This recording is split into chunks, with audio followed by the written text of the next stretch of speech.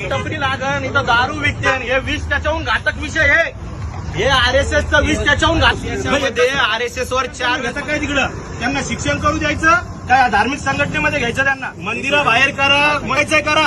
हे धार्मिक संघटन इथं चालली पाहिजे कुठं सांगू लागलो तुम्हाला विद्यार्थ्यांसाठी. अस्सलाम वालेकुम, मैं हूं करीम अहमद और अपने डिजिटल चैनल में आपका इस्तकबाल करता हूं।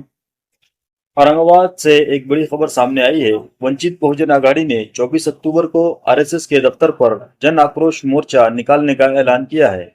ये फैसला उस वाक़े के बाद लिया गया जब पिछले दिनों औरंगाबाद के एक कॉलेज के बाहर आरएसएस के कुछ कारकुनान ने एक टेबल लगाकर बैनर के साए तले तलबा को आरएसएस का रुकन बनाने की मुहिम चलाई थी। याद रहे, आरएसएस अब तक एक गैर रजिस्टर्ड तंजीम है और खुद को एक मजहबी संगठन मानती है। इसी बुनियाद पर वंचित बहुजन आघाड़ी के लीडरान राहुल मकासरे और विजय भोयर वहां पहुंचे और आरएसएस की मेंबरशिप मुहिम को रुकवा दिया।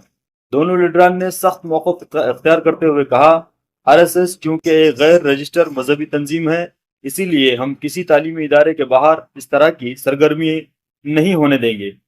वंचित के लीडरान ने कॉलेज इंतजामिया से भी सवाल किया कि आपने एक मजहबी तंजीम को कॉलेज के बाहर इजाज़त कैसे दी, जिस पर कॉलेज इंतजामिया ने साफ कहा कि हमने किसी को इजाज़त नहीं दी थी।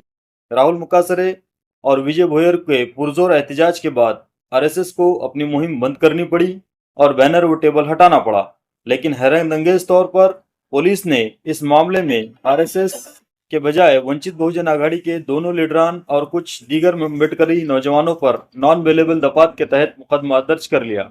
इसी के खिलाफ वंचित बहुजन आघाड़ी ने ऐलान किया कि वो 24 अक्टूबर को आरएसएस के दफ्तर पर जन आक्रोश मोर्चा निकालेगी। इसके बाद औरंगाबाद पुलिस ने वीबीए के सुप्रीमो प्रकाश अम्बेडकर साहब से फोन पर राब्ता करके मोर्चा वापस लेने की दरख्वास्त की, जिस पर प्रकाश अम्बेडकर ने 2 शर्तें रख दी। नंबर 1, अगर आप मुझे आरएसएस का रजिस्ट्रेशन दिखा दें तो मैं मोर्चा वापस लूंगा, और अगर नहीं तो आप अगर वाकई आरएसएस गैर रजिस्टर्ड है तो फिर आप इस पर केस दर्ज करें, मैं मोर्चा वापस ले लूंगा। पुलिस इन दोनों शर्तों का जवाब न दे सकी, लिहाजा अब वंचित बहुजन आघाड़ी ने ऐलान किया है कि मोर्चा हर हाल में 24 अक्टूबर को निकलेगा, चाहे इजाजत मिले या न मिले। याद रहे, पुलिस इंतजामिया ने इस मोर्चे की परमिशन को रिजेक्ट कर दिया है। अब देखना यह है कि पुलिस और इंतजामिया इस सूरत हाल से कैसे निपटते हैं।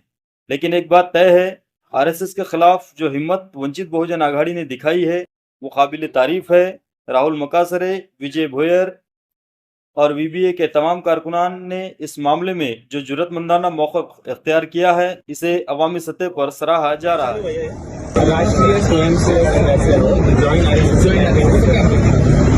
मंदिरं बाहेर करा ना तुमच्या मंदिराच्या बाहेर करा ना तुम्ही अनोन्या. कुठे सिक्युरिटी गार्ड कोणी घेतली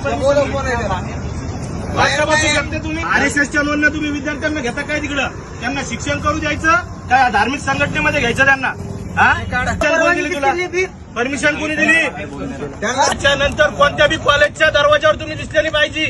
सांगू राहिलं तुम्हाला, मंदिरं बाहेर करा म्हणायचंय करा. हे धार्मिक संघटन इथं चालू देणार नाहीये. विद्यार्थ्यांना शिक्षणासाठी बनलेलं कॉलेज असतं, तिथं येऊन तुम्ही धर्म शिकू नका त्यांना. इथं तुम्ही दिसलेली पाहिजे कुठं सांगू लागलो तुम्हाला. विद्यार्थ्यांसाठी काहीतरी काम करा. कॉलेजचे यांना परमिशन दिली का तुम्ही? गेटच्या तुमचं हे प्रेमायच नाही का? इथं उद्या टपरी टाकू का तुम्ही? हे टपरीपेक्षा घातक विष विकू लागले माहिती का तुम्हाला? परवानगी नाही असं सांगा ना तुम्ही म्हणाले काय तिकडे बसायला पाहिजे. तुम्हाला धार्मिक संघटन वाढवायचंय का इथं? ते म्हणजे कॉलेजने आम्हाला परमिशन दिली. टपरी लागण इथं दारू विकते हे विष त्याच्याहून घातक विषय आहे. हे आरएसएसचं विष त्याच्याहून घातक. हे कसं काय बसलं इथं? हे बसलं कसं काय इथं?